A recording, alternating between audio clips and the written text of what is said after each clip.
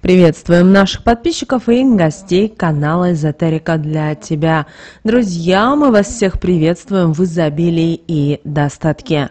Сегодня в этом видео мы с вами поговорим о том, какие вещи ни в коем случае, ни при каких обстоятельствах нельзя делать на Пасху.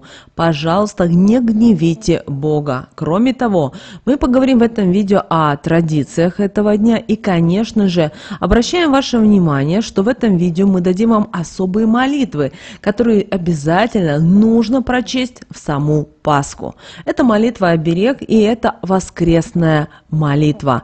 Друзья, далее все более подробно. Прямо сейчас, друзья, ставьте лайк этому видео, а в комментарии напишите поздравления. Давайте друг друга будем поздравлять с Пасхой, желать всего самого-самого наилучшего. И обязательно это все вам вернется в приумноженном виде. Также хотим всех поблагодарить за донаты, друзья, которые вы нам отправляете. Нам очень-очень приятно. Итак, друзья, 5 мая все мы с вами будем отмечать православный праздник. Это главный праздник. Это Пасха, Светлая Пасха. И Пасха, или еще по-другому называют как Воскресение Христово.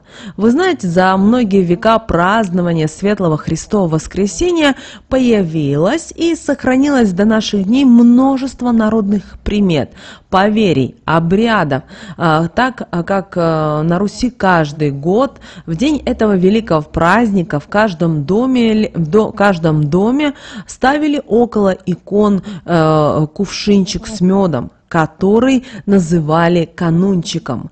Хозяева зажигали в них свечи и поминали ушедших из этого мира, родных, друзей, чтобы они могли порадоваться тому, что Иисус Христос воскрес. И после праздника на пасхальной неделе эти кувшинчики относили на кладбище и оставляли на могилах умерших. Также на кладбище брали с собой 3 пасхальных яйца красного цвета и говорили на могиле: «Христос воскрес». Далее крошили крашенки птичкам и обращаем ваше внимание, в православные празднуют Пасху целую неделю. Однако сам праздник в церкви, согласно церковному календарю, продолжается 40 дней. В это время верующие приветствуют друг друга словами «Христос воскресе» и отвечают «Воистине воскресе». По традиции освящать куличи принято в пасхальную ночь с субботы на воскресенье. После божественной литургии, но большое количество посетителей долгую службу не могут выстоять. И для многих этот процесс, к сожалению, является затруднительным. И поэтому освящать куличи, пасхи, яйца, как правило, уже начинают утром в Великую Субботу и продолжают это весь день, включая и воскресенье. Конечно же, молитвы на освящение пищи в субботу они считаются молитвы одинаковые.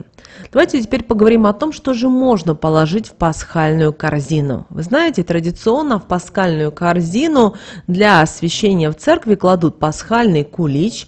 Вы знаете, что пасхальный кулич – это изделие из творога и, конечно же, яйца, но освящает на богослужении и мясную пищу, также сыры, когор, и для этих продуктов имеются даже специальные молитвы, в отличие от спиртных напитков. Для них такого правила нет.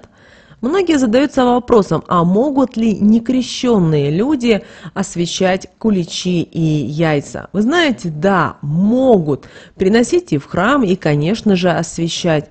Но для участия в исповеди, причастии и других таинств нужно подготовиться и креститься.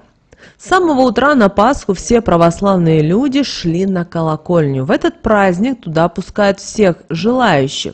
Считалось, что перезвон колоколов в день Христова воскресения наделен по-настоящему волшебными силами ударов, и верующие люди просили хорошего урожая, лада в семье, а вот девушке красивого и богатого жениха. Если человек говорил свою просьбу от чистого сердца, то такая вот просьба обязательно сбывалась. Неделя после Пасхи считалась временем сватовства. Сваты ходили друг к другу в гости, а жених свою возлюбленную в это время должен был только называть по имени и по отчеству. Тот, кто первым увидит восход солнца на Пасху, не будет знать бед весь год. Так говорили наши бабушки. А вот девушки, чтобы выйти замуж, должны были во время церковной службы на Пасху сказать про себя в воскресение Христова следующие слова: «Пошли мне жениха холостого». А вот если ребенок родился в пасхальное воскресенье, то считается, что он станет известным и даже знаменитым человеком. Тот же, кто родился на пасхальной неделе, будет обладать крепким здоровьем. После утренней службы нужно как можно быстрее добраться до дома. Принято за праздничную трапезу как можно быстрее это сделать. Считается, что тем успешнее пойдут дела. Народные приметы на Пасху говорят, что великие люди, которые могут даже изменить ход истории, рождаются не просто в пасхальное воскресенье, а еще и в полдень и в рубашке.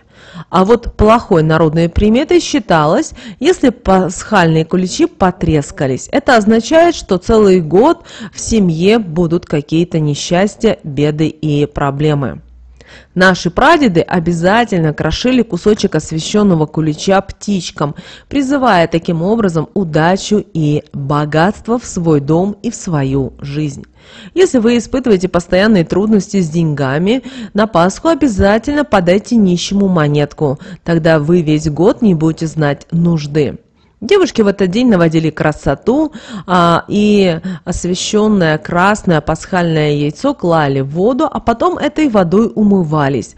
Женщина, у которой никак не получалось забеременеть на Пасху, должна была поставить рядом с собой вешнюю тарелку и положить туда кусочек Пасхи, обязательно со словами и кулич для детишек, и после трапезы этот кусочек крошили птицам на Пасху. Как и на Благовещение, знак весенней свободы отпускали на волю птиц. Выпуская, загадывали желание. Считалось, что птица – это небесное создание, и она передаст его Всевышнему, Свечи, купленные на Пасху в церкви, хранили весь год. Ими благословляли молодых, ставили их и возле тяжелобольных людей, изгоняли с их помощью нечистую силу из дома. Остатки воска от пасхальных свечей хранили аж до следующей Пасхи. По народным приметам это служило оберегом дома от пожара, а семью от проклятий. Первое, снесенное на Пасху яйцо от черной курицы, сохраняли и давали людям, которые промышляли охотой, потому что именно это считалось оберегом от хищников, а рыбаки всю пасхальную неделю говорили слова «Христос рыба», и есть, конечно же, люди обращали внимание и примечали погоду. В этот светлый праздник хорошая погода и считалась предвестником жаркого лета. А вот облачная погода на Пасху сначала холодная, значит будет засушливое лето. А если на небе было видно много звезд, это означало, что еще будут заморозки. По народным приметам, если на Пасху уже весь снег растаял, значит урожай в этом году будет богатый. Также зажиточный год предвещали и сильные дожди на пасхальной неделе. Гроза на пасхальной неделе считалась народной приметой, по народной примете поздней и сухой. А вот если увидеть на Пасху разноцветный закат, считалось это отличным предзнаменованием и сулило большую удачу. Поэтому очень важно, чтобы вы 5 мая посетили, посмотрели на звезды, посмотрели на погоду. Также именно крайне важно посетить храм. Конечно же, все мы начинаем поход в церковь с полуночи. Именно в это время каждый желающий может принять участие участие в таком вот торжественном богослужении. Вы можете с собой взять корзинку с куличами и яйцами. В этот светлый праздник вы можете не только принять участие в службе, но помолиться Иисусу Христу, Сыну Божьему, а также поставить свечи за здравие близких и родных вам людей. Кроме этого, традиционно верующие встречают друг друга следующими словами: «Христос воскресе! Воистину воскресе!» При произнесении этого христиане целуют друг друга в щеку трижды. И важный вопрос, связанный с народными приметами, традициями, пасхальными обрядами, заключается в том, что же нельзя делать на Пасху. Конечно же, самый строгий запрет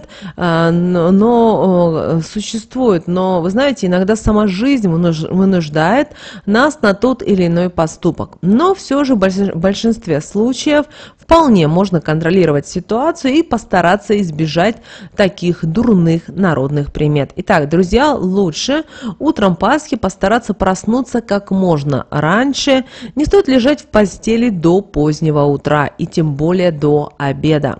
Праздник начинается уже на рассвете. Также дурным тоном считается проспать утреннее богослужение. Такой день лучше побывать в церкви. Пожалуй, это лучший способ прочувствовать атмосферу этого великого праздника. А заодно можно осветить яйца, куличи, принести их в дом, чтобы всю семью порадовать. В этот день не стоит злоупотреблять алкоголем. Конечно, выпить красное вино когор можно и даже нужно, но вот напиваться, чтобы потом весь день находиться в таком вот сомнительном состоянии, не нужно. Это все-таки портит праздник, да и здоровье отнимает. Также в этот день, Великое воскресенье, нежелательно посещать кладбище. Наводить порядок на могилах строго-настрого запрещено.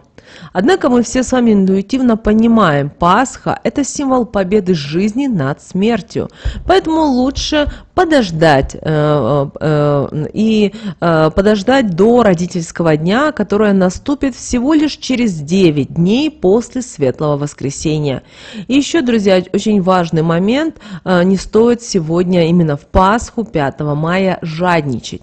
Как говорили в прежние времена, нельзя копейничать, экономить на праздничном столе. Подарком близким сделайте, милостыню раздайте нуждающимся. Например, можно оставить час еды в храме. Лучше сразу распланировать свои расходы, чтобы не сдерживаться в тратах и не переживать о том, что потом денег на что-то вам не хватит. Пасха – это все-таки светлый праздник, который у нас с вами у всех ассоциируется с жизнью, с весной, с новыми событиями и надеждами. Лучше такое время мы можем уделить внимание себе и своим близким. Как мы уже с вами сказали, торжественная церковная служба – это одно, наверное, из главных традиций. И напоминаем, что богослужение начинается до полуночи и, конечно же, сопровождается крестным ходом. Еще одна традиция, прописанная в книгах, о которой мало кто знает, но вот именно ее соблюдали в старину. Во время крестного хода православные несут в руках зажженные свечи. Если раньше храмы находились неподалеку, и к ним можно было еще донести свечу, чтобы она не потухла, сейчас крайне сложно будет, наверное, сделать это. Традиционно, так как, например, в метро с лампадкой точно не зайдет, но все-таки многие стараются зажженную свечу в руках просто обойти храм. Важно, чтобы в это время пламя не потухло, так как еще есть одна традиция, которая пришла к нам с давних времен. Это сама праздничная красота, особое также меню, которое все-таки следует соблюдать на столе. Светлую Пасху должно быть обязательно освященные в храме куличи, яйца. Также принято подавать творожную Пасху, но мало кто знает, что обычно окрашенное яйцо является символом вечной жизни, и в какой-то степени оно олицетворяет гроб Господень. В давние времена люди окрашивали яйца только в красный цвет, так как именно это напоминало о страданиях, которые пришлось пережить Спасителю. Еще одна православная традиция именно на Пасху опаску, которая заключается в том, что надо прощать всех своих врагов. Конечно, постарайтесь забывать о плохом, так как вам точно будет легче строить свое будущее. И в этот праздничный день было принято открывать темницы и даже отпускать на свободу заключенных. Конечно, кто-то скажет о том, ну как же я могу простить своего врага? Это очень сложно, потому что люди нам делают достаточно больно и неприятно. Поэтому в этот день вы просто можете закрыть глаза, сесть в укромном месте, зажечь церковную свечу и подумать о тех людях, которые вам причинили боль, и постараться им отправить энергию любви, энергию тепла и постараться очиститься от этого негатива. Друзья, вам он точно не нужен. А если вы будете злиться на кого-то, вам что-то будет не нравиться, вы должны понимать, что вы только себе портите жизнь. Это очень важно, поэтому отпускайте, но делайте обязательно определенные выводы. Не бойтесь этого делать. Если вы приняли решение, что вы прощаете, но больше не наступаете на этот путь, на эту дорогу, не встречайтесь больше с этим человеком, не заводите с ним какое-то общее дело, не встречайтесь с ним на празднике, потому что это уже ни к чему хорошему не приведет, потому что вас жизнь один раз научила, что с этим человеком не стоит ничего делать, созидать, творить. Поэтому, друзья, пожалуйста, обращайте внимание, потому что высшие силы всегда нас направляют, но очень часто многие люди игнорируют те знаки, которые посылает нам Вселенная. Поэтому, пожалуйста, будьте все-таки внимательны, будьте мудры, помните, что вы есть сами у себя, вы одни, и никто вам не может указывать, как вы должны жить, что вы должны делать и так далее. Друзья, мы надеемся, что наши советы, наши рекомендации вам помогают в жизни. Мы всех поздравляем с Светлой Пасхой, желаем всем здоровья, благополучия, достатка. Пусть в вашей жизни будет изобилие, мир, любовь, гармония. Надеемся, что эти советы и эти, друзья, рекомендации вам помогут в жизни. Друзья, прямо сейчас ставьте лайк этому видео. Обязательно напишите слова поздравления Светлой Пасхи. Пусть они будут буквально в 2-3 слова, но вы знаете, когда вы пишете от чистого сердца, это все к вам и возвращается. Друзья, ну а прямо сейчас вы видите на экране 2 всплывающих окна. Друзья, это следующие рекомендованные видео для вас. Нажимайте на то видео, которое вам на интуитивном уровне понравилось больше, и смотрите. Всех вам мыслимых и немыслимых благ. Услышимся с вами уже буквально в следующем видео.